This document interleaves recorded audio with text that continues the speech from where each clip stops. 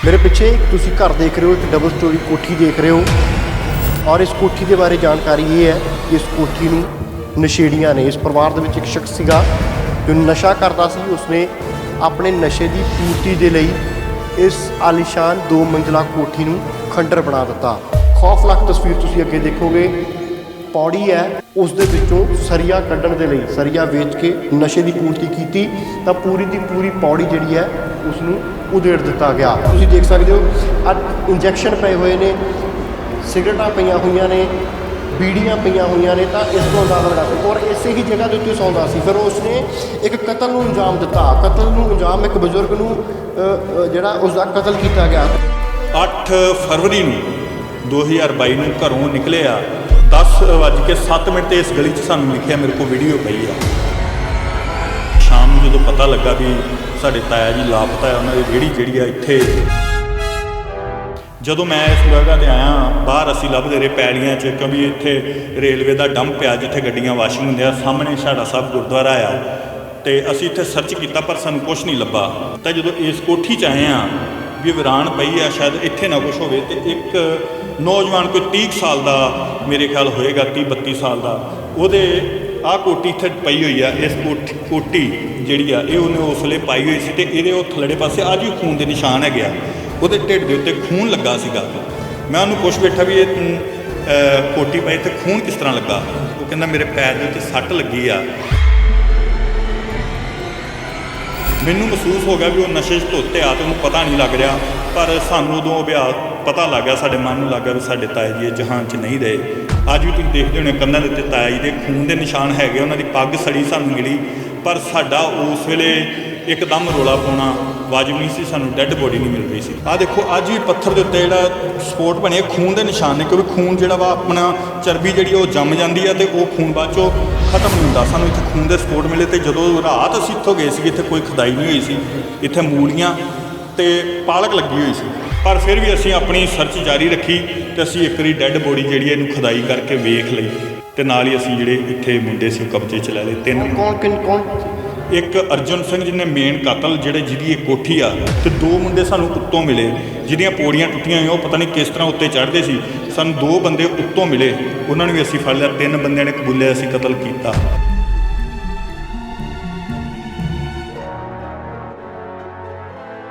ਸਤਿ ਸ਼੍ਰੀ ਅਕਾਲ, ਹਮਦਰਦ ਟੀਵੀ ਦੇਖ ਰਹੇ ਦਰਸ਼ਕਾਂ ਦਾ ਸਵਾਗਤ ਹੈ। ਮੈਂ ਹਾਂ ਸੁਖਵਿੰਦਰ ਸਿੰਘ। ਪੰਜਾਬ ਦੇ ਵਿੱਚ ਨਸ਼ੇੜੀਆਂ ਨੇ ਪੰਜਾਬ ਦੇ ਹਾਲਾਤ ਕੀ ਬਣਾ ਦਿੱਤੇ ਨੇ, ਨਸ਼ੇ ਨੇ ਪੰਜਾਬ ਦੀ ਨੌਜਵਾਨ ਪੀੜ੍ਹੀ ਨੂੰ ਕਿੱਥੋਂ ਤੱਕ ਗੁਲਤਾਨ ਕਰ ਦਿੱਤਾ ਹੈ, ਅੱਜ ਉਸ ਦੀ ਇੱਕ ਰੌਂਗਟੇ ਖੜੀ ਕਰਦੀ ਕਹਾਣੀ ਤੁਹਾਡੇ ਨਾਲ ਸਾਂਝੀ ਕਰਨ ਜਾ ਰਿਹਾ।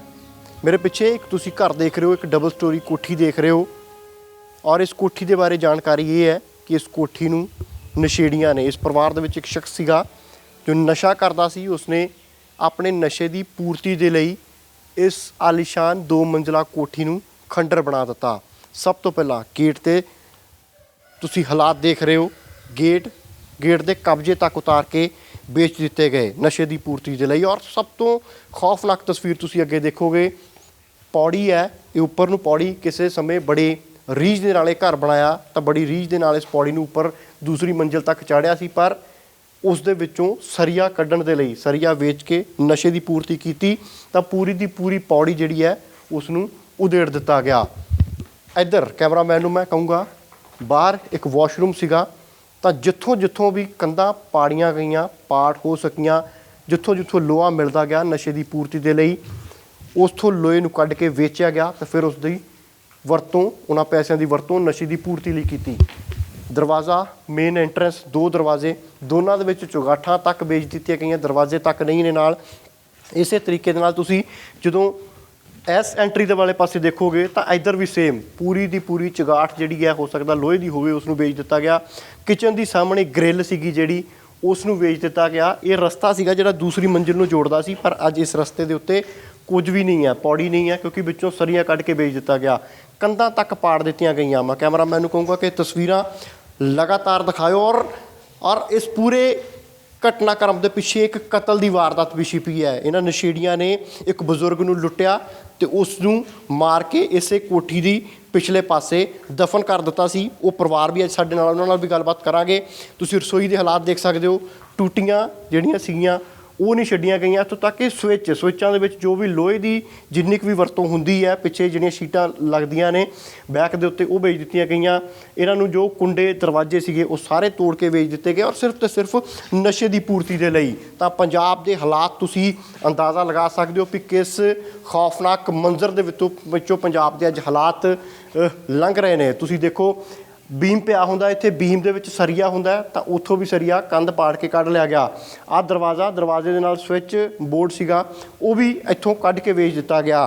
ਕੋਈ ਵੀ ਘਰ ਦਾ ਅਜਿਹਾ ਤੁਹਾਨੂੰ ਜਗ੍ਹਾ ਜਾਂ ਕੋਈ ਵੀ ਅਜਿਹੀ ਜਿਹੜੀ ਤਸਵੀਰ ਨਹੀਂ ਦਿਖੂਗੀ ਜਿਹਦੇ ਵਿੱਚ ਤੁਹਾਨੂੰ ਕਿਤੇ ਕੋਈ ਲੋਹਾ ਥੋੜ੍ਹਾ ਬਹੁਤ ਨਜ਼ਰ ਆ ਜੇ। ਤੁਸੀਂ ਦੇਖ ਸਕਦੇ ਹੋ ਇੱਥੇ ਸਵਿੱਚ ਲੱਗੇ ਸੀਗੇ, ਤਾਂ ਪੂਰੇ ਦਾ ਪੂਰਾ ਉਸ ਨੂੰ ਪੱਟ ਲਿਆ ਗਿਆ, ਔਰ ਸਿਰਫ ਤੇ ਸਿਰਫ ਨਸ਼ੇ ਦੇ ਲਈ। ਇੱਕ ਪਾਸੇ 5 ਦਰਿਆਵਾਂ ਦੀ ਧਰਤੀ ਕਿਹਾ ਜਾ ਰਿਹਾ, ਤਾਂ ਦੂਸਰੇ ਪਾਸੇ 6ਵਾਂ ਦਰਿਆ ਇੱਕ ਅਜਿਹਾ ਵਗਿਆ ਜਿਹੜਾ ਕਈ ਨੌਜਵਾਨਾਂ ਨੂੰ ਰੁੜ ਕੇ ਆਪਣੇ ਬਹਾਅ ਦੇ ਵਿੱਚ ਲੈ ਗਿਆ। ਟੋਇਲਟ ਦੇ ਵਿੱਚ ਕੋਈ ਵੀ ਟੂਟੀ ਨਹੀਂ ਤੁਹਾਨੂੰ ਦਿਖੇਗੀ। ਜੋ ਵੀ ਲੋਹੇ ਦਾ ਸਮਾਨ ਸੀਗਾ ਇਹਨਾਂ ਵਾਸ਼ਰੂਮਸ ਦੇ ਵਿੱਚ, ਟੋਇਆਂ ਦੇ ਵਿੱਚ, ਉਹ ਸਾਰੇ ਦਾ ਸਾਰਾ ਪੱਟ ਕੇ ਵੇਚ ਦਿੱਤਾ ਗਿਆ। ਕਿਸੇ ਪਾਸੇ ਕੋਈ ਗਟਰ ਦਾ ਢੱਕਣ ਨਹੀਂ ਹੈ, ਕੋਈ ਗ੍ਰਿਲ ਨਹੀਂ ਹੈ। ਹਰ ਉਸ ਜਗ੍ਹਾ ਤੋਂ ਉਹ ਸਮਾਨ ਪੱਟਿਆ ਗਿਆ ਜਿਸ ਦੀ ਵੇਚ ਕੇ 4 ਪੈਸੇ ਮਿਲ ਸਕਦੇ ਸੀਗੇ, ਔਰ ਫਿਰ ਉਸ ਦੀ ਪੂਰਤੀ ਨਸ਼ੇ ਦੇ ਲਈ। ਤੁਸੀਂ ਦਰਵਾਜ਼ੇ ਦੇਖ ਸਕਦੇ ਹੋ, ਚੁਗਾਠਾਂ ਦੇਖ ਸਕਦੇ ਹੋ, ਕਿਤੇ ਵੀ ਤੁਹਾਨੂੰ ਲੋਹਾ ਨਹੀਂ ਮਿਲੇਗਾ। ਤਾਂ ਇੱਕ ਸ਼ਖਸ ਸੀਗਾ ਇਸ ਘਰ ਦੇ ਵਿੱਚ ਰਹਿੰਦਾ, ਉਸਨੇ ਨਸ਼ੇ ਦੀ ਪੂਰਤੀ ਜਦੋਂ ਨਹੀਂ ਹੁੰਦੀ ਸੀ ਤਾਂ ਉਸਨੇ ਪਹਿਲਾਂ ਆਪਣੇ ਮਾਂ ਪਿਓ ਨੂੰ ਕੁੱਟ ਕੇ ਘਰੋਂ ਕੱਢਿਆ, ਔਰ ਫਿਰ ਆਪਣੀ ਪਤਨੀ ਨੂੰ ਵੀ ਘਰੋਂ ਕੁੱਟ ਕੇ ਕੱਢਿਆ। ਤੁਸੀਂ ਦੇਖ ਸਕਦੇ ਹੋ ਆ ਇੰਜੈਕਸ਼ਨ ਪਏ ਹੋਏ ਨੇ, ਸਿਗਰਟਾਂ ਪਈਆਂ ਹੋਈਆਂ ਨੇ, ਬੀੜੀਆਂ ਪਈਆਂ ਹੋਈਆਂ ਨੇ। ਤਾਂ ਇਸ ਤੋਂ ਅੰਦਾਜ਼ਾ ਲਗਾ ਸਕਦੇ, ਔਰ ਇਸੇ ਹੀ ਜਗ੍ਹਾ ਦੇ ਉੱਤੇ ਸੌਂਦਾ ਸੀ। ਫਿਰ ਉਸਨੇ ਇੱਕ ਕਤਲ ਨੂੰ ਅੰਜਾਮ ਦਿੱਤਾ। ਇੱਕ ਬਜ਼ੁਰਗ ਨੂੰ ਜਿਹੜਾ ਉਸ ਦਾ ਕਤਲ ਕੀਤਾ ਗਿਆ। ਤੁਸੀਂ ਸਾਹਮਣੇ ਆਸਮਾਨ ਦੇਖ ਸਕਦੇ ਹੋ ਕਿਵੇਂ ਸਰਿੰਜਿਸ ਅੰਦਰ ਖਿਲਰੀਆਂ ਹੋਈਆਂ ਨੇ। ਤਾਂ ਜਿਨ੍ਹਾਂ ਦਾ ਬਜ਼ੁਰਗ ਦਾ ਕਤਲ ਕੀਤਾ ਗਿਆ ਸੀ ਉਹ ਵੀਰ ਜੀ ਵੀ ਸਾਡੇ ਨਾਲ ਨੇ, ਸਰਬਜੀਤ ਸਿੰਘ ਹੈਰੀ ਸਾਡੇ ਨਾਲ ਨੇ। ਸਰਬਜੀਤ ਜੀ, ਜਿਸ ਤਰੀਕੇ ਦੇ ਅੱਜ ਇਸ ਕੋਠੀ ਦੇ ਹਾਲਾਤ ਦੇਖ ਰਹੇ ਹਾਂ, ਇੱਕ ਪਾਸੇ ਨਸ਼ੇ ਦੀ ਪੂਰਤੀ ਦੇ ਲਈ ਮੈਨੂੰ ਲੱਗਦਾ ਨਹੀਂ ਵੀ ਘਰ ਦੇ ਵਿੱਚ ਕੁਝ ਛੱਡਿਆ ਗਿਆ ਵੇਚਣ ਦੇ ਲਈ। ਦੂਸਰੇ ਪਾਸੇ ਇੱਥੇ ਇੱਕ ਬਹੁਤ ਸੰਗੀਨ ਅਪਰਾਧ ਨੂੰ ਵੀ ਜਨਮ ਦਿੱਤਾ ਗਿਆ। ਤੁਹਾਡੇ ਕੀ ਲੱਗਦੇ ਸੀਗੇ? ਮੇਰੇ ਵੱਡੇ ਤਾਇਆ ਜੀ ਸੀਗੇ, ਮਿਹਨਤ ਮਜ਼ਦੂਰੀ ਕਰਨ ਵਾਲੇ ਪਰਿਵਾਰ 'ਚੋਂ ਅਸੀਂ ਬਰਮਾ ਤੋਂ ਉੱਠ ਕੇ ਆਏ ਸੀਗੇ। ਇੱਥੇ ਛਾਟੇ ਦੇ ਵਿੱਚ ਅਸੀਂ ਮਿਹਨਤ ਮਜ਼ਦੂਰੀ ਕੀਤੀ। ਮੇਰੇ ਤਾਇਆ ਜੀ ਪੜ੍ਹੇ ਸੀਗੇ ਉਸ ਵੇਲੇ, ਉਹਨਾਂ ਨੇ ਜਾਪਾਨੀ ਮਿਲ ਫੈਕਟਰੀ ਚੱਲਦੀ ਸੀ, ਉੱਥੇ ਮਿਹਨਤ ਮਜ਼ਦੂਰੀ ਕੀਤੀ। ਪਰ ਉਹਨਾਂ ਨੇ ਇੱਕ ਗੱਲ ਮਿਹਨਤ ਮਜ਼ਦੂਰੀ ਦੇ ਨਾਲ ਗੱਲ ਕਿ ਵੀ ਅਸੀਂ ਸਾਰੀ ਜ਼ਿੰਦਗੀ ਜਿਹੜੀ ਗੁਰਬਤ 'ਚ ਨਹੀਂ ਹੰਡਾਉਣੀ। ਉਹਨਾਂ ਦਾ ਸੁਪਨਾ ਸੀਗਾ। ਸਾਡੇ ਪਿਤਾ ਜੀ ਨੂੰ ਉਹਨਾਂ ਨੇ ਚੰਗਾ ਪੜ੍ਹਾਇਆ, ਮਿਹਨਤ ਕੀਤੀ, ਮਿਹਨਤ ਕਰਵਾਈ, ਕਬੱਡੀ ਦੇ ਪਲੇਅਰ ਬਣਾਇਆ ਮੇਰੇ ਫਾਦਰ ਸਾਹਿਬ ਨੂੰ। ਉਸ ਦੇ ਨਾਲ ਉਹਨਾਂ ਨੂੰ ਡਾਕਟਰੀ ਦੀ ਪੜ੍ਹਾਈ ਕਰਵਾਈ ਆਪਣੀ ਮਿਹਨਤ ਨਾਲ, ਅਤੇ ਮੇਰੇ ਫਾਦਰ ਸਾਹਿਬ ਜਿਹੜੇ ਡਾਕਟਰ ਬਣੇ। ਮੇਰੇ ਚਾਚਾ ਜੀ ਛਾੜੇ ਦੇ ਮੰਨੇ ਪ੍ਰਮੰਨੇ ਇੱਕ ਵੈਲਡਰ ਨੇ ਜਿਹੜੇ ਵੈਲਡਿੰਗ ਦਾ ਕੰਮ ਕਰਦੇ। ਉਹਨਾਂ ਨੂੰ ਹੱਥੀਂ ਕਿਰਤ ਕਰਨ ਵੱਲ ਤੋਰਿਆ ਵੀ ਤੁਸੀਂ ਵੈਲਡਿੰਗ ਦਾ ਕੰਮ ਸਿੱਖੋ। ਜੇ ਨਹੀਂ ਪੜ੍ਹ ਸਕਦੇ, ਜਿਨ੍ਹਾਂ ਕੋਲ ਪੜ੍ਹੇ ਉਹ ਪੜ੍ਹੇ। +2 ਕਰਨ ਤੋਂ ਬਾਅਦ ਉਹਨਾਂ ਨੇ ਜਿਹੜਾ ਉਹਨਾਂ ਨੂੰ ਵੈਲਡਿੰਗ ਦਾ ਕੰਮ ਸਿਖਾਇਆ ਕਿਤੋਂ ਜਿਹੜੀ ਆਪਣੀ ਮਿਹਨਤ ਕਰਦੇ ਸੀ। ਉਸ ਦੇ ਨਾਲ ਮੇਰੇ ਫਾਦਰ ਸਾਹਿਬ ਮੇਰੇ ਤਾਏ ਤੋਂ ਪ੍ਰੇਰਨਾ ਲੈ ਕੇ ਲੋਕ ਸੇਵਾ ਵਿੱਚ ਆਏ, ਅਤੇ ਅੱਜ ਮੰਨੇ ਪ੍ਰਮੰਨੇ ਕੌਮਨਿਸਟ ਲਹਿਰ ਨਾਲ ਜੁੜੇ ਆ। ਕੌਮਨਿਸਟ ਇਸ ਛਾੜੇ ਦੀ ਜਿਹੜੀ ਆ ਮੇਰੇ ਫਾਦਰ ਸਾਹਿਬ ਇੱਕ ਧਿਰ ਮੰਨੇ ਜਾਂਦੇ ਆ। ਤਾਇਆ ਜੀ ਦਾ ਇੱਥੇ ਇਸ ਕੋਠੀ ਦੇ ਵਿੱਚ ਮਰਡਰ ਕੀਤਾ ਗਿਆ, ਉਹ ਵੀ ਨਸ਼ੇ ਦੀ ਪੂਰਤੀ ਦੇ ਲਈ ਸਾਰਾ ਕੁਝ ਉਹਨਾਂ ਤੋਂ ਲੁੱਟ ਖੋਹ ਕੀਤੀ। ਬਿਲਕੁਲ ਉਹਨਾਂ ਦੀ ਵੀ ਗੱਲ ਕਰ ਰਿਹਾ ਵੀ ਉਹਨਾਂ ਨੇ ਜਿਹੜੀ ਮਿਹਨਤ ਕੀਤੀ, ਅੱਜ ਉਸ ਮਿਹਨਤ ਦਾ ਜਿਹੜਾ ਵਾ ਖਮਿਆਜਾ ਕਿਤੇ ਨਾ ਕਿਤੇ ਸਾਨੂੰ ਭੁਗਤਣਾ ਪੈ ਰਿਹਾ। ਵੀ ਉਹ ਅੱਜ ਵੀ ਕਹਿੰਦੇ ਸੀ ਵੀ ਮੈਂ 85 ਸਾਲ ਦਾ ਹੋ ਗਿਆ, ਪਰ ਮੈਂ ਤੁਹਾਡੇ ਨਾਲੋਂ ਜ਼ਿਆਦਾ ਜੰਗ ਹਾਂ, ਮੈਂ ਤੁਹਾਡੇ ਨਾਲੋਂ ਜ਼ਿਆਦਾ ਮਿਹਨਤ ਕਰਦਾ। ਪਰ ਕਿਤੇ ਨਾ ਕਿਤੇ ਸਾਡੇ ਮਨ 'ਚ ਇਹ ਆ ਰਿਹਾ ਵੀ ਸ਼ਾਇਦ ਅਸੀਂ ਉਹਨਾਂ ਨੂੰ ਚੰਗੀ ਤਰ੍ਹਾਂ ਸਮਝਾ ਨਹੀਂ ਸਕੇ ਵੀ ਹੁਣ ਤੁਹਾਡੀ ਉਮਰ ਹੋ ਗਈ, ਤੁਸੀਂ 85 ਸਾਲ ਦੇ ਹੋ ਗਏ। ਬੜੀ ਵਾਰੀ ਉਹਨਾਂ ਨੂੰ ਕਿਹਾ ਵੀ ਤੁਸੀਂ ਘਰ ਬੈਠ ਜਾਓ, ਪਰ ਉਹ ਇੱਕ ਗੱਲ ਕਹਿੰਦੇ ਹੁੰਦੇ, ਜਿਸ ਦਿਨ ਮੈਂ ਘਰ ਬੈਠ ਗਿਆ ਅਤੇ ਮੇਰੇ ਹੱਥ ਪੈਰ ਜਿਹੜੇ ਆ ਉਹ ਜੁੜ ਜਾਣੇ ਆ, ਅਤੇ ਮੈਂ ਜਿਹੜੀ ਮੇਰੀ 10 ਸਾਲ ਜ਼ਿੰਦਗੀ 20 ਸਾਲ ਹੋਰ ਜੀਣੀ, ਉਹ ਮੇਰੀ ਲਾਈਫ ਜਿਹੜੀ ਆ 5-4 ਸਾਲ ਰਹਿਣੀ। ਪਰ ਸਾਨੂੰ ਕੀ ਪਤਾ ਸੀ ਉਹਨਾਂ ਦੀ ਇਹ ਮਿਹਨਤ ਜਿਹੜੀ ਉਹ ਜਿਊਣ ਦੀ ਗੱਲ ਕਰਦੇ ਸੀ, ਉਹੀ ਚੀਜ਼ ਉਹਨਾਂ ਨੂੰ ਜਿਹੜੀ ਆ ਕਿਤੇ ਨਾ ਕਿਤੇ ਮੌਤ ਵੱਲ ਲੈ ਜੂਗੀ। ਹੋਇਆ ਕੀ ਸੀਗਾ, ਕੀ ਕੰਮ ਕਰਦੇ ਸੀਗੇ? ਫਿਰ ਇਸ ਕੋਠੀ ਦੇ ਨਾਲ ਉਹਨਾਂ ਦੇ ਕਤਲ ਦੀ ਵਾਰਦਾਤ ਕਿਵੇਂ ਜੁੜਦੀ ਹੈ? ਜਦੋਂ ਜਾਪਾਨੀ ਮਿਲ ਫੈਕਟਰੀ ਬੰਦ ਹੋਈ ਕਾਫੀ ਸਮਾਂ ਪਹਿਲਾਂ, ਅਤੇ ਪਹਿਲਾਂ ਉਹਨਾਂ ਨੇ ਕੁਲਫੀਆਂ ਦਾ ਕੰਮ ਕੀਤਾ ਫੇਰੀ 'ਤੇ। ਕੁਲਫੀਆਂ ਵੇਚ ਕੇ ਸਾਡਾ ਪਰਿਵਾਰ ਪਾਲਿਆ, ਅਸੀਂ ਚੰਗੀ ਰੋਟੀ ਖਾਣ ਲੱਗੇ। ਫਿਰ ਉਹਨਾਂ ਨੇ ਕਬਾੜ ਦਾ ਕੰਮ ਸ਼ੁਰੂ ਕੀਤਾ, ਜਿਸ 'ਚ ਕਾਫੀ ਉਹਨਾਂ ਨੇ ਮਿਹਨਤ ਕੀਤੀ ਅਤੇ ਚੰਗਾ ਉਹਨਾਂ ਨੇ ਜਿਹੜਾ ਵਾ ਇੱਕ ਕਾਰੋਬਾਰ ਆਪਣਾ ਸਟੈਂਡ ਕੀਤਾ। ਭਾਵੇਂ ਉਹ ਰੇਹੜੀ 'ਤੇ ਸੀਗਾ, ਪਰ ਉਹ ਆਪਾਂ ਆਮ ਲੋਕਾਂ ਨਾਲੋਂ ਚੰਗੀ ਰੋਟੀ ਖਾਣੀ ਸਿੱਖ ਗਏ ਸੀ। ਫਾਦਰ ਸਾਹਿਬ ਪੜ੍ਹ ਗਏ ਸੀ, ਉਹ ਇਸ ਕੰਮ 'ਚੋਂ ਸਾਨੂੰ ਉਭਾਰਦੇ ਰਹੇ, ਅਤੇ ਇਸੇ ਕੰਮ ਨੇ ਅੱਜ ਉਹਨਾਂ ਨੂੰ ਜਿਹੜਾ ਵਾ ਮੌਤ ਦੇ ਕਗਾਰ 'ਤੇ ਲੈ ਆਂਦਾ। ਹੋਇਆ ਕੀ ਸੀਗਾ? ਹੋਇਆ ਇਹ ਸੀ ਵੀ ਉਸ ਦਿਨ 8 ਫਰਵਰੀ ਨੂੰ 2022 ਨੂੰ ਘਰੋਂ ਨਿਕਲੇ ਆ ਕਿ ਮੈਂ ਉਹ ਕਹਿੰਦੇ ਸੀ ਮੈਂ 2-4 ਘੰਟੇ, ਫਿਰ ਵੀ ਉਹਨਾਂ 2-4 ਘੰਟੇ ਕੰਮ ਕਰਦੇ ਸੀ। ਸਵੇਰੇ ਜਾਣਾ ਤੇ ਦੁਪਹਿਰ ਤੋਂ ਪਹਿਲਾਂ ਘਰ ਆ ਜਾਣਾ, ਤੇ ਉਹ 10:07 ਤੇ ਇਸ ਗਲੀ 'ਚ ਸਾਨੂੰ ਵਿਖਿਆ, ਮੇਰੇ ਕੋਲ ਵੀਡੀਓ ਪਈ ਆ। ਪਰ ਉਸ ਤੋਂ ਬਾਅਦ ਉਹਨਾਂ ਦੀ ਰੇਹੜੀ ਅਗਲੇ ਪਾਸੇ, ਇਸ ਕੋਠੀ ਦੇ ਅਗਲੇ ਪਾਸੇ ਸਾਨੂੰ ਮਿਲੀ, ਤੇ ਸ਼ਾਮ ਨੂੰ ਜਦੋਂ ਪਤਾ ਲੱਗਾ ਵੀ ਸਾਡੇ ਤਾਇਆ ਜੀ ਲਾਪਤਾ ਆ, ਉਹਨਾਂ ਦੀ ਰੇਹੜੀ ਜਿਹੜੀ ਆ ਇੱਥੇ ਖਲੋਤੀ ਆ। ਮੈਂ ਇੱਕ ਮੈਰਿਜ ਪਾਰਟੀ 'ਤੇ ਸੀਗਾ, ਮੈਨੂੰ ਛੋਟੇ ਤਾਈ ਦੇ ਬੇਟੇ ਦਾ, ਛੋਟੇ ਦਾ ਫੋਨ ਆਇਆ ਵੀ ਹੈਰੀ ਭਾ ਵੀ ਜਿਹੜਾ ਤਾਇਆ ਜੀ ਉਹ ਮਿਲ ਨਹੀਂ ਰਹੇ, ਪਾਪਾ ਲੱਭ ਨਹੀਂ ਰਹੇ, ਉਹਨਾਂ ਦੀ ਰੇਹੜੀ ਉੱਥੇ ਖਲੋਤੀ ਆ। ਜਦੋਂ ਮੈਂ ਇਸ ਜਗ੍ਹਾ 'ਤੇ ਆਇਆ, ਬਾਹਰ ਅਸੀਂ ਲੱਭਦੇ ਰਹੇ ਪੈਲੀਆਂ 'ਚ, ਕਿਉਂਕਿ ਇੱਥੇ ਰੇਲਵੇ ਦਾ ਡੰਪ ਆ ਜਿੱਥੇ ਗੱਡੀਆਂ ਵਾਸ਼ਿੰਗ ਹੁੰਦੀਆਂ, ਸਾਹਮਣੇ ਛਾੜਾ ਸਾਹਿਬ ਗੁਰਦੁਆਰਾ ਆ। ਤੇ ਅਸੀਂ ਇੱਥੇ ਸਰਚ ਕੀਤਾ ਪਰ ਸਾਨੂੰ ਕੁਛ ਨਹੀਂ ਲੱਭਾ। ਅਸੀਂ ਰਾਤ ਦੇ 2:30 ਵਜੇ ਤੱਕ ਇੱਥੇ ਸਰਚ ਕੀਤਾ। ਜਦੋਂ ਇਸ ਕੋਠੀ 'ਚ ਆਏ ਆ ਵੀ ਵੀਰਾਨ ਪਈ ਆ, ਸ਼ਾਇਦ ਇੱਥੇ ਨਾ ਕੁਛ ਹੋਵੇ, ਤੇ ਇੱਕ ਨੌਜਵਾਨ ਕੋਈ 30 ਸਾਲ ਦਾ ਮੇਰੇ ਖਿਆਲ ਹੋਏਗਾ, 30-32 ਸਾਲ ਦਾ, ਉਹਦੇ ਆਹ ਕੋਟੀ ਇੱਥੇ ਪਈ ਹੋਈ ਆ। ਇਸ ਕੋਟੀ ਜਿਹੜੀ ਆ ਇਹ ਉਹਨੇ ਉਸ ਵੇਲੇ ਪਾਈ ਹੋਈ ਸੀ, ਤੇ ਇਹਦੇ ਉਹ ਥੱਲੜੇ ਪਾਸੇ ਅੱਜ ਵੀ ਖੂਨ ਦੇ ਨਿਸ਼ਾਨ ਹੈਗੇ ਆ। ਉਹਦੇ ਢਿੱਡ ਦੇ ਉੱਤੇ ਖੂਨ ਲੱਗਾ ਸੀਗਾ। ਮੈਂ ਉਹਨੂੰ ਪੁੱਛ ਬੈਠਾ ਵੀ ਇਹ ਤੂੰ ਕੋਟੀ ਪਾਈ, ਇੱਥੇ ਖੂਨ ਕਿਸ ਤਰ੍ਹਾਂ ਲੱਗਾ? ਉਹ ਕਹਿੰਦਾ ਮੇਰੇ ਪੈਰ ਦੇ ਉੱਤੇ ਸੱਟ ਲੱਗੀ ਆ। ਤੇ ਉਹ ਸੱਟ, ਮੈਂ ਉਹਨੂੰ ਕਿਹਾ ਵੀ ਪੈਰ ਦੀ ਸੱਟ ਢਿੱਡ ਨਾਲ ਕੋਈ ਉਹਦਾ ਕੰਬੀਨੇਸ਼ਨ ਨਹੀਂ ਹੁੰਦਾ, ਤੁਹਾਡੀ ਬਾਂਹ 'ਤੇ ਲੱਗੀ ਹੋ ਸਕਦੀ ਹੈ। ਕਹਿੰਦਾ ਹਾਂ ਮੈਂ ਟੀਕਾ ਲਗਾਉਣਾ, ਸ਼ਾਇਦ ਉਹ ਖੂਨ ਲੱਗਾ। ਪਰ ਮੈਨੂੰ ਉਦੋਂ ਨਸ਼ੇ ਦੇ ਟੀਕੇ ਲਾਉਂਦਾ? ਹਾਂਜੀ, ਮੈਨੂੰ ਮਹਿਸੂਸ ਹੋ ਗਿਆ ਵੀ ਉਹ ਨਸ਼ੇ 'ਚ ਧੋਤੇ ਆ, ਤੇ ਉਹਨੂੰ ਪਤਾ ਨਹੀਂ ਲੱਗ ਰਿਹਾ। ਪਰ ਸਾਨੂੰ ਉਦੋਂ ਅਭਿਆਸ ਪਤਾ ਲੱਗ ਗਿਆ, ਸਾਡੇ ਮਨ ਨੂੰ ਲੱਗ ਗਿਆ ਵੀ ਸਾਡੇ ਤਾਏ ਜੀ ਇਹ ਜਹਾਨ 'ਚ ਨਹੀਂ ਰਹੇ। ਪਰ ਲਾਸ਼ ਜਿਹੜੀ ਆ ਸਾਨੂੰ ਨਹੀਂ ਮਿਲੀ ਇੱਥੋਂ। ਅੱਜ ਵੀ ਤੁਸੀਂ ਦੇਖਦੇ ਹੋਣੇ ਕੰਧਾਂ ਦੇ ਉੱਤੇ ਤਾਇਆ ਜੀ ਦੇ ਖੂਨ ਦੇ ਨਿਸ਼ਾਨ ਹੈਗੇ। ਉਹਨਾਂ ਦੀ ਪੱਗ ਸੜੀ ਸਾਨੂੰ ਮਿਲੀ, ਪਰ ਸਾਡਾ ਉਸ ਵੇਲੇ ਇੱਕਦਮ ਰੋਲਾ ਪਾਉਣਾ ਵਾਜਬ ਨਹੀਂ ਸੀ। ਸਾਨੂੰ ਡੈੱਡ ਬੋਡੀ ਨਹੀਂ ਮਿਲ ਰਹੀ ਸੀ। ਅਸੀਂ 2:30 ਵਜੇ ਰਾਤ ਨੂੰ ਇੱਥੋਂ ਗਏ ਆ, ਸਵੇਰੇ 6 ਵਜੇ ਇੱਥੋਂ ਆਇਆ। ਤੇ ਬਾਹਰ ਜਿਹੜੀ ਜਗ੍ਹਾ ਆ ਇੱਥੇ ਆਹ ਦਿਖਾਉਂਦੇ ਤੁਹਾਨੂੰ, ਇਸ ਜਗ੍ਹਾ 'ਤੇ ਤਾਂ ਬਾਹਰ ਦੀਆਂ ਤਸਵੀਰਾਂ ਮੈਂ ਕੈਮਰਾਮੈਨ ਨੂੰ ਕਹੂੰਗਾ ਕਿ ਅਸੀਂ ਕੋਸ਼ਿਸ਼ ਕਰਦੇ ਹਾਂ ਉਹ ਤਸਵੀਰਾਂ ਵੀ ਤੁਹਾਨੂੰ ਦਿਖਾਉਣ ਦੀਆਂ।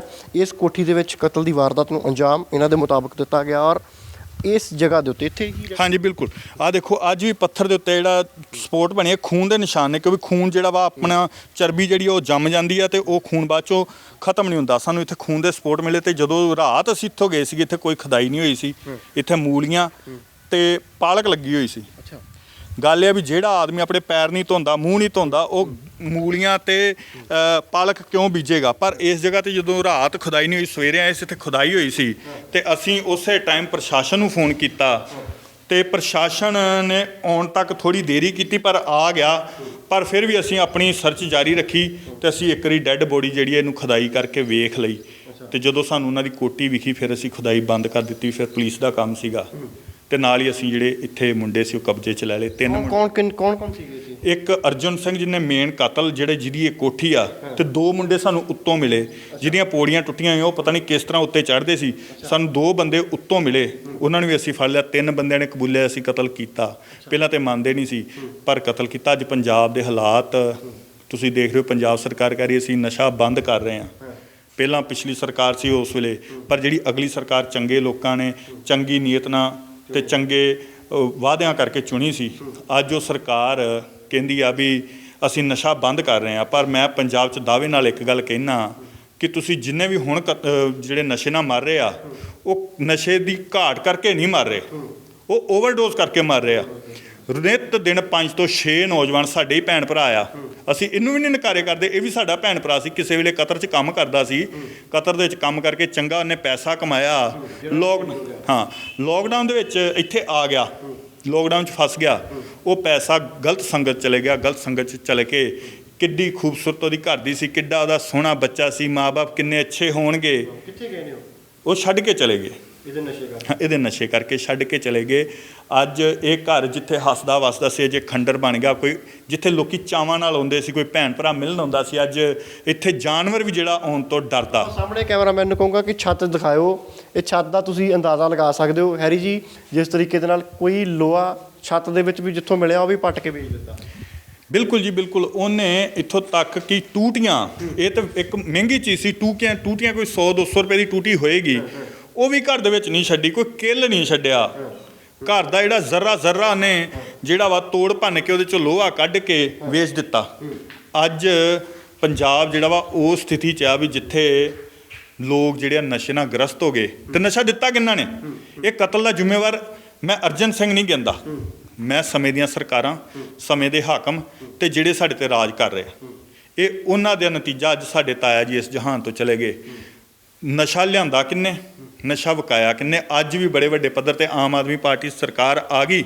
ਪਿਛਲੀਆਂ ਸਰਕਾਰਾਂ ਦੇ ਰੌਲਾ ਪਾਉਂਦਾ ਸੀ ਪਿਛਲੀਆਂ ਸਰਕਾਰਾਂ ਨੇ ਬੜਾ ਨਸ਼ਾ ਵੇਚਿਆ, ਪਰ ਜੇ ਤੁਹਾਡੀ ਸਰਕਾਰ ਆ ਗਈ ਤਾਂ ਨਸ਼ਾ ਬੰਦ ਕਿਉਂ ਨਾ ਹੋਇਆ। ਅੱਜ ਉਹੀ ਕੌਂਸਲਰ, ਉਹੀ ਕੜਮ ਚੌਧਰੀ ਜਿਨ੍ਹਾਂ ਦਾ ਧੜੱਲੇ ਨਾਲ ਨਸ਼ਾ ਵਿਕ ਰਿਹਾ। ਕੋਟ ਖਾਲਸਾ ਏਰੀਏ 'ਚ ਵੀ ਪਿਛਲੇ ਦਿਨੀ ਇੱਕ ਨੌਜਵਾਨ ਦੀ ਨਸ਼ੇ ਨਾਲ ਜਿਹੜੀ ਮੌਤ ਹੋ ਗਈ।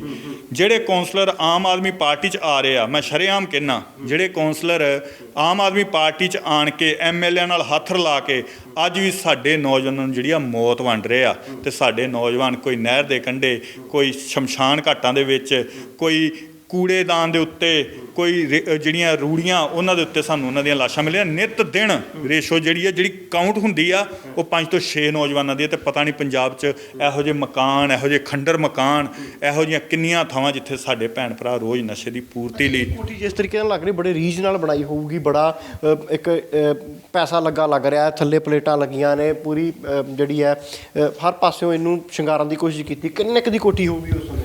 ਮੇਰੇ ਹਿਸਾਬ ਨਾਲ ਮੈਂ ਸੁੱਕਾ ਇੱਥੋਂ ਦੇ ਲੋਕ ਦੱਸ ਪੈਸੇ ਤੱਕ ਜਾਂਦਾ ਹੋਊਗਾ ਬਜਟ ਇਹਦਾ ਜਿੰਨਾ। ਬਿਲਕੁਲ, ਮੈਨੂੰ ਇੱਥੋਂ ਦੇ ਲੋਕ ਦੱਸਦੇ ਵੀ ਉਹ ਚੰਗਾ ਪੈਸੇ ਕਮਾਉਂਦਾ ਸੀ। ਅਤੇ ਕਹਿੰਦੇ ਸਾਡੇ ਵਹਿੰਦਿਆਂ ਉਹਨੇ ਜਿਹੜੀ ਇਹ ਕੋਠੀ ਤਿਆਰ ਕੀਤੀ। ਅਤੇ ਉਸ ਟਾਈਮ ਸਾਨੂੰ ਜਿੰਨਾ ਉੱਕਾ ਪਤਾ ਵੀ 60 ਲੱਖ ਰੁਪਏ ਉਹਨੇ ਇਸ ਕੋਠੀ 'ਤੇ ਲਾਇਆ ਸੀ। ਡਬਲ ਸਟੋਰੀ ਉੱਪਰ ਟ੍ਰਿਪਲ ਆ, ਟ੍ਰਿਪਲ ਸਟੋਰੀ ਦੇ ਉੱਤੇ 60 ਲੱਖ ਰੁਪਏ ਜਿਹੜਾ ਉਹ ਲਗਾਇਆ ਸੀ। ਪਰ ਬਦਕਿਸਮਤੀ ਉਹ 60 ਲੱਖ ਰੁਪਈਆ, ਮੈਂ 60 ਲੱਖ ਹੀ ਗਿਣੂੰਗਾ ਕਿਉਂਕਿ ਲੋਕਾਂ ਨੇ ਦੱਸਿਆ 60 ਲੱਖ ਰੁਪਈਆ ਪੂਰਾ ਕਰਕੇ ਉਸਨੇ ਜਿਹੜਾ ਵਾ ਉਹ ਜਿਹੜਾ ਮਿੱਟੀ 'ਚ ਪਾ ਦਿੱਤਾ। ਕਰੋੜਾਂ ਦੀ ਇਸ ਕਰਕੇ ਕਹਿ ਰਹੇ ਆ ਵੀ ਆਪਾਂ ਖੜੇ ਕਰਨ ਦੇ ਉੱਤੇ ਢਾਂਚਾ ਤੇ ਇੰਨੇ ਪੈਸੇ ਲੱਗ ਜਾਂਦੇ। ਉਸ ਤੋਂ ਬਾਅਦ ਕਿੰਨੀ ਤਿਆਰੀ ਸੀਗੀ ਇਹਦੀ ਕੀਤੀ ਹੋਈ। ਆਪਾਂ ਹਰ ਜਗ੍ਹਾ ਦੇ ਉੱਤੇ ਦੇਖ ਰਹੇ ਹਾਂ, ਵਧੀਆ ਪਲੇਟਾਂ ਲੱਗੀਆਂ ਨੇ, ਵਧੀਆ ਸਵਿੱਚ ਲੱਗਦੇ ਸੀਗੇ, ਵਧੀਆ ਫਿਟਿੰਗ ਹੋਈ ਲੱਗਦੀ ਸੀ, ਵਾਇਰਿੰਗ ਤਾਰਾਂ ਤੱਕ ਨਹੀਂ ਛੱਡੀਆਂ। ਪਰ ਜਿਸ ਜਗ੍ਹਾ 'ਤੇ ਅਸੀਂ ਖੜੇ ਹਾਂ ਇਸ ਜਗ੍ਹਾ ਦਾ ਮੁੱਲ ਹੀ ਬਹੁਤ ਆ, ਕਰੋੜਾਂ ਰੁਪਏ ਦੇ ਵਿੱਚ ਮੁੱਲ ਹੈ। ਕਿਉਂਕਿ ਸਾਹਮਣੇ ਛਾਟਾ ਸਾਹਿਬ ਤੇ ਨਾਲ ਹੀ ਡੰਪ ਆ, ਤੁਸੀਂ ਬਾਹਰ ਦੇਖੋਗੇ ਗੱਡੀਆਂ ਦਾ ਡੰਪ, ਟ੍ਰੇਨਾਂ ਦਾ, ਜਿੱਥੇ ਗੱਡੀਆਂ ਵਾਸ਼ਿੰਗ ਹੋਣੀਆਂ ਪੂਰੇ ਪੰਜਾਬ ਦੀਆਂ ਆਣ ਕੇ। ਤੇ ਆਪੇ ਕਿਆਸ ਕਰੋ ਵੀ ਇਸ ਜਗ੍ਹਾ ਦਾ ਮੁੱਲ ਕੀ ਹੋਊਗਾ। ਕਰੋੜਾਂ ਰੁਪਏ ਦੀ ਕੋਠੀ। ਹਾਂ, ਕਰੋੜਾਂ ਰੁਪਈਆਂ ਦੀ ਕੋਠੀ। ਤੇ ਲਾਗਤ ਮੈਂ ਦੱਸ ਰਿਹਾ 60 ਲੱਖ ਰੁਪਏ ਜ਼ਮੀਨ ਦਾ, ਕਰੋੜਾਂ ਰੁਪਏ ਤੇ ਲਾਗਤ ਜਿਹੜੀ 60 ਲੱਖ ਰੁਪਏ ਕੋਈ ਇੱਟਾਂ ਰੋੜੇ ਲੋਹਾ ਲੱਗਣ ਦੀ। ਪਰ ਉਹ ਜਿਹੜਾ 60 ਲੱਖ ਰੁਪਏ ਸੀ, ਅੱਜ ਤੁਸੀਂ ਦੇਖੋ ਇਸ ਕੋਠੀ ਨੂੰ ਕੋਈ ਖਰੀਦਣ ਆਵੇ, ਅੱਬਲ ਤੇ ਖਰੀਦਣੀ ਨਹੀਂ, ਜੇ ਕੋਈ ਖਰੀਦਣ ਵੀ ਆਵੇ ਤਾਂ ਇਹਦਾ ਮਿੱਟੀ ਮੁੱਲ ਪਾਊਗਾ। ਤੁਸੀਂ ਇੱਕ ਵੇਖੋ ਵੀ ਇੱਕ ਜਗ੍ਹਾ ਗਾਰਡਨ ਵਾਸਤੇ ਉਹਨੇ ਰੱਖੀ। ਜਦੋਂ ਸਹੀ ਹੋਊਗਾ ਸੀਗਾ, ਜਦੋਂ ਨਸ਼ੇ ਦੀ ਪੂਰਤੀ ਲਈ ਉਹ ਨਸ਼ਾ ਨਹੀਂ ਕਰਦਾ ਹੋਊਗਾ, ਉਹਨੇ ਕੀ ਖੁਆਬ ਸੋਚੇ ਹੋਣਗੇ। ਜਿਹੜੀ ਇਸ ਘਰ 'ਚ ਵਿਆਹ ਕੇ ਆਈ ਹੋਊਗੀ ਕੁੜੀ, ਉਹਨੇ ਕੀ ਖੁਆਬ ਸੋਚੇ ਹੋਣਗੇ। ਉਹਨਾਂ ਨਾਲ ਗੱਲਬਾਤ ਹੋਈ ਕਦੀ ਤੁਹਾਨੂੰ ਮਿਲਣ ਦਾ ਮੌਕਾ ਮਿਲਿਆ ਇਹਨਾਂ ਦੇ ਪਰਿਵਾਰ ਤੱਕ ਜਦੋਂ ਇਹ ਸਾਰਾ ਕੁਝ ਹੋਇਆ? ਨਹੀਂ, ਮੈਨੂੰ ਇੰਨਾ ਪਤਾ ਲੱਗਾ ਸੀਗਾ ਵੀ ਉਹਦੇ ਮਾਤਾ ਪਿਤਾ ਨੂੰ ਇਹਨੇ ਜਿਹੜਾ ਕੁੱਟ ਕੇ ਘਰੋਂ ਕੱਢਿਆ ਸੀ। ਥਾਣੇ ਦੇ ਵਿੱਚ ਥਾਣੇਦਾਰ ਨੇ ਸਾਨੂੰ ਦੱਸਿਆ ਸੀਗਾ ਵੀ ਇਹ ਮੁੰਡਾ ਜਿਹੜਾ ਕ੍ਰਾਈਮ ਜਰਾ ਹੋ ਗਿਆ, ਇਹ ਕ੍ਰਾਈਮ ਕਰਨ ਲੱਗ ਪਿਆ। ਅਤੇ ਇਹਦੇ ਮਾਂ-ਬਾਪ ਸਾਡੇ ਕੋਲ ਵੀ ਆਣ ਕੇ ਰੋ ਕੇ ਗਏ ਸੀ ਵੀ ਸਾਡੇ ਮੁੰਡੇ ਨੂੰ ਜਿਹੜਾ ਥਾਣੇ ਫੜ ਲਓ, ਕੋਈ ਨੁਕਸਾਨ ਕਰ ਦੂਗਾ। ਪਰ ਉਹਨੇ ਨੁਕਸਾਨ ਜਿਹੜਾ ਸਾਡੇ ਪਰਿਵਾਰ ਦਾ ਕਰਤਾ, ਸਾਡੇ ਘਰ ਦਾ ਮੁੱਢ ਜਿਹੜਾ ਹਾਲਾਤ ਆ, ਸਾਡੇ ਘਰ ਦਾ ਮੁੱਢ ਜਿਹੜਾ ਉਹਨੇ ਖਤਮ ਕਰਤਾ। ਵਾਈਫ ਉਹਦੀ ਕਿੱਥੇ ਗਈ?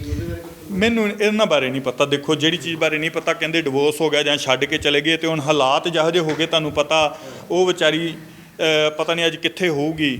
ਪਰ ਜਦੋਂ ਇਹ ਘਰ ਹੱਸਦਾ ਵਸਦਾ ਰਸਦਾ ਹੋਊਗਾ, ਇਸ ਘਰ 'ਚ ਰੌਣਕਾਂ ਵੀ ਲੱਗਦੀਆਂ ਹੋਣਗੀਆਂ। ਪਰ ਅੱਜ ਜਾੜ ਪਿਆ ਅਤੇ ਸਾਨੂੰ ਦੁੱਖ ਵੀ ਹੁੰਦਾ ਵੀ ਸਾਡੇ ਤਾਇਆ ਜੀ ਇਸ ਜਗ੍ਹਾ 'ਤੇ ਜਿਹੜਾ ਉਹਨਾਂ ਨੂੰ ਮਾਰ ਕੇ ਦਫਨ ਕੀਤਾ ਗਿਆ। ਲਾਸ਼ ਉਹ ਪਹਿਲਾਂ ਬਾਥਰੂਮ 'ਚ ਰੱਖੀ ਗਈ। ਅੱਜ ਵੀ ਖੂਨ ਦੇ ਨਿਸ਼ਾਨ ਵੇਖ ਕੇ ਸਾਡੇ ਮਨ 'ਚ ਆਉਂਦਾ ਵੀ ਸਾਡੇ ਤਾਇਆ ਜੀ ਕਿਸ ਟਾਈਮ ਇਸ 'ਚ ਆਏ ਹੋਣਗੇ ਜਗ੍ਹਾ 'ਤੇ, ਕਿਸ ਤਰ੍ਹਾਂ ਉਹਨਾਂ ਦਾ ਕਤਲ ਕੀਤਾ ਹੋਊਗਾ। ਕਿਉਂਕਿ ਉਹਨਾਂ ਦਾ ਸਿਰ ਖੋਲ੍ਹ ਦਿੱਤਾ ਗਿਆ ਸੀਗਾ ਕਈ ਮਾਰ ਕੇ, ਅਤੇ ਉਹਨਾਂ ਦੀਆਂ ਅੱਖਾਂ ਬਾਹਰ ਕੱਢ ਦਿੱਤੀਆਂ ਗਈਆਂ ਸੀ ਇੱਟਾਂ ਮਾਰ ਕੇ। ਅੱਜ ਵੀ ਮੇਰੇ ਕੋਲ ਤਸਵੀਰਾਂ। ਪਰ ਅੱਜ ਮਨ ਕਿਤੇ ਨਾ ਕਿਤੇ ਜਿਹੜਾ ਵਾ ਇੰਨਾ ਕੁ ਜ਼ਿਆਦਾ ਉਦਾਸ ਆ। ਨਾਲ ਦੀ ਨਾਲ ਇਸ ਲੜਕੇ 'ਤੇ, ਅਰਜਨ ਸਿੰਘ 'ਤੇ ਨਾਲ ਇਹਦੇ ਸਾਥੀਆਂ 'ਤੇ ਨਾਲ ਪੰਜਾਬ ਸਰਕਾਰ 'ਤੇ, ਜਿਹੜੀ ਪਹਿਲਾਂ ਸੀ ਅਤੇ ਜਿਹੜੀ ਹੁਣ ਹੈ, ਜਿਹੜੀ ਅੱਜ ਵੀ ਸਾਡੇ ਘਰਾਂ ਦੇ ਵਿੱਚ ਮੌਤ ਰੂਪੀ ਜਿਹੜਾ ਨਸ਼ਾ, ਕਿਉਂਕਿ ਜਿਹੜਾ ਨਸ਼ਾ ਕਰਦਾ ਉਹ ਵੀ ਮਰਦਾ ਅਤੇ ਜਿਹਨੂੰ ਉਹ ਮਾਰਦਾ ਉਹ ਵੀ ਮਰਦਾ। ਕੌਣ ਮਰ ਰਿਹਾ? ਸਾਡੇ ਆਪਣੇ ਮਰ ਰਹੇ। ਸਰਕਾਰ ਨੂੰ ਕੋਈ ਚਿੰਤਾ ਨਹੀਂ। ਸਰਕਾਰ ਕਹਿੰਦੀ ਅਸੀਂ ਨਸ਼ਾ ਖਤਮ ਕਰ ਰਹੇ ਹਾਂ, ਪਰ ਅੱਜ ਓਵਰਡੋਜ਼ ਕਰਕੇ ਲੋਕ ਜਿਹੜੇ ਮਰ ਰਹੇ ਆ। ਅਤੇ ਲੱਗਦਾ ਅੱਜ ਵੀ ਇੱਥੇ ਨਸ਼ੇੜੀ ਆਉਂਦੇ ਹੋਣਗੇ, ਕਿਉਂਕਿ ਆਪਾਂ ਦੇਖ ਰਹੇ ਅੰਦਰ ਸਮਾਨ, ਸਿਰਿੰਜਿਸ ਪਈਆਂ ਨੇ, ਅਜੇ ਵੀ ਜਿਹੜਾ ਨਸ਼ੇ ਦਾ ਸਮਾਨ ਹੈ, ਕੈਪਸੂਲ ਪਏ ਨੇ ਅੰਦਰ। ਲੱਗਦਾ ਅੱਜ ਵੀ ਇੱਥੇ? ਦੇਖੋ, ਅਸੀਂ ਉਸ ਤੋਂ ਬਾਅਦ ਇੱਥੇ ਨਹੀਂ ਆਏ, ਪਰ ਆਉਂਦੇ ਜ਼ਰੂਰ ਹੋਣਗੇ। ਜਿਸ ਹਿਸਾਬ ਨਾਲ ਜਦੋਂ ਥੋੜ੍ਹੀ ਜਿਹੀ ਲੋਕੇਸ਼ਨ ਚੇਂਜ ਹੋਈ ਹੈ, ਥੋੜ੍ਹਾ ਸਮਾਨ ਜਿਹੜਾ ਵਾ ਅੱਗੇ ਨਾਲੋਂ ਜ਼ਿਆਦਾ ਖਿਲ ਰਿਹਾ। ਕਿਉਂਕਿ ਰਸੋਈ ਦੇ ਵਿੱਚ ਪਹਿਲਾਂ ਭਾਂਡੇ ਪਏ ਹੋਏ ਸੀਗੇ, ਕੁਛ ਜੈਮ ਦੀ ਇੱਕ ਡੱਬੀ ਪਈ ਹੋਈ ਸੀਗੀ, ਅੱਜ ਵੀ ਉਹ ਪਈ ਆ। ਕੁਛ ਭੁਜੀਏ ਦੇ ਪੈਕਟ ਪਏ ਹੋਏ ਸੀਗੇ ਬੰਦ, ਕੁਛ ਮਤਲਬ ਅੱਜ ਵੀ ਇੱਥੇ ਨੌਜਵਾਨ ਆਣ ਕੇ ਜਿਹੜਾ ਨਸ਼ਾ ਕਰਦੇ ਹੋਣਗੇ ਤੇ ਜਿਹੜੇ ਇੱਥੇ ਭਾਂਡੇ ਗਏ ਉਹ ਵੀ ਵੇਚੇ ਹੋਣੇ ਆ। ਜਿਹੜਾ ਇੱਥੇ ਖਾਣ ਪੀਣ ਦਾ ਸਮਾਨ ਉਹ ਖਾ ਕੇ ਗਏ ਹੋਣਗੇ, ਉਹ ਵੀ ਖਾਲੀ ਜੈਮ ਦੀ ਡੱਬੀ ਪਈ ਹੈ। ਜਿਸ ਦਿਨ ਆਪਾਂ ਇੱਥੇ ਆਏ ਸੀ ਉਹ ਹਾਫ ਤੋਂ ਜ਼ਿਆਦਾ ਸੀਗੀ। ਤੇ ਨਸ਼ੇੜੀ ਮੈਂ ਕੈਮਰਾਮੈਨ ਨੂੰ ਕਹੂੰਗਾ, ਦੇਖੋ ਉਹ ਪੰਨੀ ਜਿਹੜੀ ਹੈ, ਤੁਸੀਂ ਉਸ ਤੋਂ ਅੰਦਾਜ਼ਾ ਲਗਾ ਸਕਦੇ ਹੋ ਵੀ ਨਸ਼ਾ ਵੀ ਕਿਸ ਤਰੀਕੇ ਦਾ ਇੱਥੇ ਕੀਤਾ ਜਾਂਦਾ ਹੋਵੇਗਾ। ਔਰ ਦੇਖੋ ਕਿੱਡਾ ਵੱਡਾ ਦੁਖਾਂਤ ਹੈ, ਕੁਛ ਵੀ ਨਹੀਂ ਛੱਡਿਆ ਇਸ ਕੋਠੀ ਦੇ ਵਿੱਚ। ਮੈਂ ਵਾਰ-ਵਾਰ ਆਹ ਚੀਜ਼ ਦਿਖਾ ਰਿਹਾ, ਜਿੱਥੋਂ ਆਪਾਂ ਬੀਮ ਭਰਦੇ ਹਾਂ ਵੀ ਇਹ ਕੰਧਾਂ ਜਿਹੜੀਆਂ ਨੇ ਮਜ਼ਬੂਤੀ 'ਚ ਰਹਿਣ, ਪਰ ਇਹ ਕੰਧਾਂ ਅੱਜ ਹਵਾ ਦੇ ਵਿੱਚ ਨੇ। ਇਹ ਸਾਰਾ ਕੁਝ ਛੱਤ ਜਿਹੜੀ ਹੈ ਹਵਾ ਦੇ ਵਿੱਚ ਉੱਡ ਰਹੀ ਹੈ, ਕਿਉਂਕਿ ਇਹਨਾਂ ਦਾ ਬੇਸ ਜਿਹੜਾ ਪੱਟ ਕੇ ਵੇਚ ਦਿੱਤਾ ਗਿਆ ਹੈ। ਤਾਂ ਬਹੁਤ ਵੱਡਾ ਦੁਖਾਂਤ ਹੈ। ਇਸ ਏਰੀਏ ਦੀ ਗੱਲ ਕੀਤੀ ਜਾਵੇ ਤਾਂ ਹਰੀ ਜੀ ਕਿਸ ਤਰੀਕੇ ਦਾ ਏਰੀਆ ਹੈਗਾ ਇੱਧਰ? ਹਾਲਾਂਕਿ ਆਪਾਂ ਚਲੋ ਕਿਸੇ ਨੂੰ ਦੇਖਿਆ ਨਹੀਂ ਤੇ ਆਪਾਂ ਕਿਸੇ ਦੇ ਸਵਾਲ ਵੀ ਨਹੀਂ ਕਰਦੇ, ਪਰ ਇਹ ਤਾਂ ਘਟਨਾ ਤੁਸੀਂ ਆਪ ਖੁਦ ਦੇਖੀ ਹੈ। ਪਰ ਅੱਜ ਵੀ ਹੈ ਅੰਮ੍ਰਿਤਸਰ ਦੇ ਵਿੱਚ, ਲੱਗਦਾ ਵੀ ਅੰਮ੍ਰਿਤਸਰ ਦੇ ਵਿੱਚੋਂ ਨਸ਼ਾ ਜਿਹੜਾ ਹੈ ਅਜੇ ਵੀ ਉਸੇ ਤਰੀਕੇ ਦੇ ਨਾਲ ਚੱਲ ਰਿਹਾ ਹੈ, ਨੌਜਵਾਨ ਅਜੇ ਵੀ ਉਸੇ ਹੀ ਦਲਦਲ ਦੇ ਵਿੱਚ ਫਸੇ ਹੋਏ ਨੇ। ਇਹ ਉਹ ਜਗ੍ਹਾ ਵਾ ਜਿਹੜੀਆਂ ਅੰਮ੍ਰਿਤਸਰ 'ਚ ਪੈਕਟ ਨਸ਼ੇ ਦੇ ਅੱਡੇ ਸੀਗੇ। ਅੱਜ ਅੰਮ੍ਰਿਤਸਰ 'ਚ ਘੱਟੋ ਘੱਟ 20 ਤੋਂ ਜ਼ਿਆਦਾ ਨਸ਼ੇ ਦੇ ਅੱਡੇ ਆ, ਛੋਟੇ ਛੋਟੇ ਕਸਬੇ। ਉਹਨਾਂ ਵਿੱਚੋਂ ਇੱਕ ਮਸ਼ਹੂਰ ਨਸ਼ੇ ਦਾ ਅੱਡਾ ਆ ਅਰਜਨ ਨਗਰ ਭੱਠਾ। ਇਹਨੂੰ ਅਰਜਨ ਨਗਰ ਭੱਠਾ ਕਹਿੰਦੇ ਆ। ਤੇ ਜਿਹਨੇ ਕਤਲ ਕੀਤਾ ਉਹਦਾ ਨਾਮ ਹੀ ਅਰਜਨ ਸੀਗਾ। ਇਹ ਅਰਜਨ ਨਗਰ ਦੀ ਜਗ੍ਹਾ ਆ, ਪਰ ਇੱਥੇ ਘਰ ਘਰ ਦੇ ਵਿੱਚ ਬਹੁਤਾਇਤ 'ਚ ਸਮੈਕ ਤੇ ਜਿਹੜੀ ਆ ਸ਼ਰਾਬ ਵੇਚੀ ਜਾਂਦੀ ਆ। ਤੇ ਪ੍ਰਸ਼ਾਸਨ ਜਿਹੜਾ ਵਾ ਇੱਥੋਂ ਮਹੀਨਾ ਵਸੂਲੀ ਕਰਦਾ, ਹਫ਼ਤਾ ਵਸੂਲੀ ਕਰਦਾ, ਇਸ ਜਗ੍ਹਾ ਤੇ ਗੇੜਾ ਨਹੀਂ ਮਾਰਦਾ। ਤੁਸੀਂ ਦੇਖਿਆ ਹੋਣਾ ਵੀ ਪ੍ਰਸ਼ਾਸਨ ਦੀ ਕਾਰਗੁਜ਼ਾਰੀ ਦੇਖੋ। ਲਾਸ਼ ਲੱਭਣ ਵਾਲੇ ਅਸੀਂ, ਭੱਜਣ ਵਾਲੇ ਅਸੀਂ, ਠੀਕ ਆ, ਬੰਦਿਆਂ ਨੂੰ ਫੜਨ ਵਾਲੇ ਅਸੀਂ, ਲਾਸ਼ ਪੱਟ ਕੇ ਬਾਹਰ ਕੱਢਣ ਵਾਲੇ ਅਸੀਂ। ਪਰ ਉਸ ਤੋਂ ਬਾਅਦ ਅਸੀਂ ਅੱਜ ਇਸ ਕੋਠੀ 'ਚ ਆਏ ਹਾਂ ਤੇ ਅੱਜ ਵੀ ਉਸੇ ਤਰ੍ਹਾਂ ਹੀ ਸਮਾਨ ਪਿਆ। ਜੇ ਪ੍ਰਸ਼ਾਸਨ ਇਸ ਜਗ੍ਹਾ ਦੀ ਖੁਦਾਈ ਕਰਦੀ, ਬਾਹਰ ਤੁਸੀਂ ਦੇਖਿਆ ਹੋਣਾ ਵੀ ਇੱਥੇ ਲੇਡੀਜ਼ ਅੰਡਰ ਗਾਰਮੈਂਟਸ, ਲੇਡੀਜ਼ ਚੂੜੀਆਂ, ਹੋਰ ਵੀ ਉੱਥੇ ਜਿਹੜਾ ਸਾੜਿਆ ਸਮਾਨ ਸੀਗਾ ਉਹ ਲੇਡੀਜ਼ ਦਾ ਅੰਡਰ ਗਾਰਮੈਂਟ ਸੀਗੇ। ਇਹੋ ਜਿਹੀਆਂ ਚੀਜ਼ਾਂ ਸੀਗੀਆਂ ਸੜੀਆਂ ਪਈਆਂ ਹੋਈਆਂ, ਪਰ ਪ੍ਰਸ਼ਾਸਨ ਨੇ ਇਸ ਵੱਲ ਧਿਆਨ ਨਹੀਂ ਦਿੱਤਾ। ਮੈਂ ਉਦੋਂ ਵੀ ਮੰਗ ਕੀਤੀ ਸੀ, ਮੈਂ ਹੁਣ ਵੀ ਪੰਜਾਬ ਸਰਕਾਰ ਨੂੰ ਮੰਗ ਕਰਦਾ ਵੀ ਸੁਚੇਤ ਹੋ ਕੇ ਇਸ ਕੋਠੀ ਦੀ ਇੱਕ ਵਾਰੀ ਦੁਬਾਰਾ ਖੁਦਾਈ ਕਰਾਈ ਜਾਵੇ। ਜਿਵੇਂ ਮੈਂ ਆਪਣੇ ਤਾਇਆ ਜੀ ਨੂੰ ਇਸ ਜਗ੍ਹਾ ਤੋਂ ਲੱਭਿਆ, ਪਤਾ ਨਹੀਂ ਕਿੰਨੇ ਲੋਕਾਂ ਦੇ ਭੈਣ ਭਰਾ ਧੀਆਂ ਇਸ ਜ਼ਮੀਨ 'ਚ ਉਹਨਾਂ ਨੇ ਮਾਰ ਕੇ ਦਫਨ ਕੀਤੀਆਂ। ਇਹ ਇਕੱਲਾ ਇੱਕ ਜੁਰਮ ਨਹੀਂ, ਇਹ ਜੁਰਮ ਦਾ ਅੱਡਾ ਸੀਗਾ ਤੇ ਬੜੇ ਵੱਡੇ ਪੱਧਰ ਤੇ ਇੱਥੇ ਜੁਰਮ ਹੁੰਦਾ ਸੀਗਾ। ਅੱਛਾ, ਉਸ ਸ਼ਖਸ ਨਾਲ ਜਦੋਂ ਇਹ ਸਾਰੀ ਘਟਨਾ ਹੋਈ ਤਾਂ ਉਹਦੇ ਨਾਲ ਗੱਲਬਾਤ ਹੋਈ, ਕਿਉਂ ਮਾਰਿਆ ਸੀਗਾ, ਦੱਸਿਆ ਉਹਨੇ? ਹਾਂਜੀ, ਉਸ ਸਮੇਂ ਜਦੋਂ ਇਹਨਾਂ ਗੱਲ ਹੋਈ, ਜਦੋਂ ਉਹਨੇ ਕਤਲ ਕਬੂਲਿਆ ਪੁਲਿਸ ਦੇ ਸਾਹਮਣੇ ਵੀ ਅਸੀਂ ਕੀਤਾ, ਉਹਨੇ ਕਿਹਾ ਕਿ ਅਸੀਂ ਨਸ਼ੇ ਦੀ ਪੂਰਤੀ ਲਈ ਥੋੜ੍ਹੇ ਜਿਹੇ ਪੈਸਿਆਂ ਲਈ ਜਿਹੜਾ ਵਾ ਉਹਨਾਂ ਦਾ ਕਤਲ ਕੀਤਾ। ਤੇ ਜਦੋਂ ਪੁੱਛਿਆ ਵੀ ਤੁਸੀਂ ਕਤਲ ਕਿੱਦਾਂ ਕੀਤਾ, ਕਹਿੰਦੇ ਅਸੀਂ ਉਹਨਾਂ ਨੂੰ ਅੰਦਰ ਆਵਾਜ਼ ਮਾਰੀ ਵੀ ਆਹ ਕੋਈ ਸਮਾਨ ਹੈਗਾ, ਤੁਸੀਂ ਸਮਾਨ ਜਿਹੜਾ ਵੇਖ ਲਓ ਤੇ ਸਾਨੂੰ ਜਿੰਨੇ ਪੈਸੇ ਦੇਣੇ ਆ ਤੁਸੀਂ ਦੇ ਦਿਓ। ਜਦੋਂ ਉਹਨਾਂ ਨੇ ਸਮਾਨ ਵੇਖਿਆ, ਇੱਕ ਬੰਦਾ ਪਿੱਛੋਂ ਆਣ ਕੇ ਜਿਹੜਾ ਅਰਜਨ ਸਿੰਘ ਆ ਉਹਨਾਂ ਦੇ ਸਿਰ 'ਚ ਜਿਹੜਾ ਕਈ ਮਾਰਦਾ, ਉਹ ਕਈ ਮਾਰ ਕੇ ਸਿਰ ਖੋਲ੍ਹ ਦਿੰਦਾ। ਤੇ ਜਦੋਂ ਤਾਇਆ ਜੀ ਡਿੱਗਦੇ ਆ, ਇੱਥੇ ਕਿਤੇ ਡਿੱਗੇ ਹੋਣਗੇ, ਸਾਨੂੰ ਨਹੀਂ ਇਹ ਜਗ੍ਹਾ ਨਹੀਂ ਉਹਨਾਂ ਨੇ ਦੱਸੀ ਵੀ ਕਿਹੜੀ ਜਗ੍ਹਾ 'ਤੇ ਮਾਰਿਆ। ਉਹ ਜਦੋਂ ਡਿੱਗੇ ਹੋਣਗੇ ਕਹਿੰਦੇ ਵੀ ਉਹ ਤੜਫਦੇ ਸੀ ਤੇ ਅਸੀਂ ਫਿਰ ਇੱਟ ਫੜ ਕੇ ਉਹਨਾਂ ਦੇ ਜਿਹੜੇ ਆ ਅੱਖਾਂ 'ਚ ਮਾਰੀ, ਉਹਨਾਂ ਦੀਆਂ ਅੱਖਾਂ ਬਾਹਰ ਕੱਢ ਦਿੱਤੀਆਂ ਕਿ ਸਾਨੂੰ ਅੱਖਾਂ ਜਿਹੜੀਆਂ ਡਰਾਉਂਦੀਆਂ ਸੀਗੀਆਂ ਉਹਨਾਂ ਦੀਆਂ। ਇੱਕ ਜਿਹੜੀ ਇੱਟ ਉਹ ਸਾਹਮਣੇ ਜਿਹੜਾ ਪਲਾਟ ਆ, ਉਸ ਵਿੱਚੋਂ ਜਿਹੜੀ ਇੱਟ ਖੂਨ ਨਾਲ ਸੰਨੀ ਸਾਨੂੰ ਮਿਲੀ, ਉੱਥੋਂ ਇੱਕ ਜੁੱਤੀ ਮਿਲੀ। ਮਤਲਬ ਸਾਨੂੰ ਪਤਾ ਲੱਗ ਗਿਆ ਵੀ ਇਸੇ ਇੱਟ ਨਾਲ ਜਿਹੜਾ ਕਤਲ ਕੀਤਾ ਗਿਆ, ਜੋ ਪੂਰੀ ਖੂਨ ਨਾਲ ਸੰਨੀ ਹੋਈ ਮਿਲੀ ਸੀ। ਉਹਨਾਂ ਨੇ ਸਿਰਫ ਨਸ਼ੇ ਦੀ, ਕਿਉਂਕਿ ਸਾਡੇ ਤਾਏ ਦੀ ਜੇਬ 'ਚ 5 ਤੋਂ 7 ਹਜ਼ਾਰ ਰੁਪਇਆ 10 ਹਜ਼ਾਰ ਰੁਪਇਆ ਕਵਾੜ ਦਾ ਕੰਮ ਕਰਦੇ ਸੀ ਤੇ ਮੰਨੇ ਪਰਮੰਨੇ ਕਵਾੜੀਏ ਸੀ ਇਸ ਇਲਾਕੇ ਦੇ, ਤੇ 8-10 ਹਜ਼ਾਰ ਰੁਪਇਆ ਹੁੰਦਾ ਸੀਗਾ। ਤੇ ਉਹ 8-10 ਹਜ਼ਾਰ ਰੁਪਏ ਦੀ ਉਹਨਾਂ ਨੇ ਜਿਹੜੀ ਆ, ਕਹਿੰਦੇ ਵੀ ਆਪਾਂ ਜਿੰਨੇ ਕੁ ਪੈਸੇ, ਉਹਨਾਂ ਨੇ ਪੈਸੇ ਨਹੀਂ ਦੱਸੇ ਕਿੰਨੇ ਕੱਢੇ, ਜਿੰਨੇ ਵੀ ਪੈਸੇ ਉਹਨਾਂ ਨੇ ਕੱਢੇ, ਕਹਿੰਦੇ ਅਸੀਂ ਉਸੇ ਸਮੇਂ ਲਿਆ ਕੇ ਹੀਰੋਇਨ ਪੀਤੀ ਤੇ ਅਸੀਂ 2 ਮੁੰਡੇ ਉੱਤੇ ਚਲੇ ਗਏ, ਮੈਂ ਇੱਥੇ ਸੌਣ ਆ ਗਿਆ। ਤੇ ਉਹ ਦੇਖੋ ਤੁਸੀਂ ਕੰਧ ਦੇ ਉੱਤੇ ਅੱਜ ਵੀ ਤਾਇਆ ਜੀ ਦਾ ਜਿਹੜਾ ਖੂਨ ਲੱਗਾ ਆ, ਵੀ ਉਹ ਸਾਹਮਣੇ ਸੁੱਤਾ ਹੋਏਗਾ ਤੇ ਤਾਇਆ ਜੀ ਦੀ ਸਾਹਮਣੇ ਲਾਸ਼ ਰੱਖੀ ਹੋਊਗੀ, ਕਿਸ ਤਰ੍ਹਾਂ ਦਾ ਮੰਜ਼ਰ ਹੋਊਗਾ। ਸਾਡੇ ਪਰਿਵਾਰ ਨੂੰ ਪੁੱਛ ਕੇ ਵੇਖੋ, ਜਦੋਂ ਸਾਡੇ ਘਰ ਦਾ ਮੁੱਢ ਹਿਲਾਇਆ ਹੋਊਗਾ, ਜਦੋਂ ਸਾਡੇ ਮੁੱਢ ਦਾ ਕਤਲ ਕੀਤਾ ਗਿਆ ਹੋਊਗਾ। ਕੋਈ ਨਹੀਂ ਇਸ ਕੋਠੀ ਦੇ ਵਿੱਚ ਕਦੀ ਕੋਈ ਆਇਆ, ਪਿੱਛੇ ਕੋਈ ਨਹੀਂ ਆਇਆ, ਜਾਂ ਉਹਨਾਂ ਦੇ ਕੇਸ ਤੁਸੀਂ ਵੀ ਪੈਰਵੀ ਕਰਦੇ ਹੋਵੋਗੇ ਆਪਣੇ ਕੇਸ ਦੀ, ਕਦੀ ਨਹੀਂ ਪਰਿਵਾਰ ਦੇ ਵਿੱਚੋਂ ਉਸਦੇ ਪਿੱਛੇ ਆਇਆ?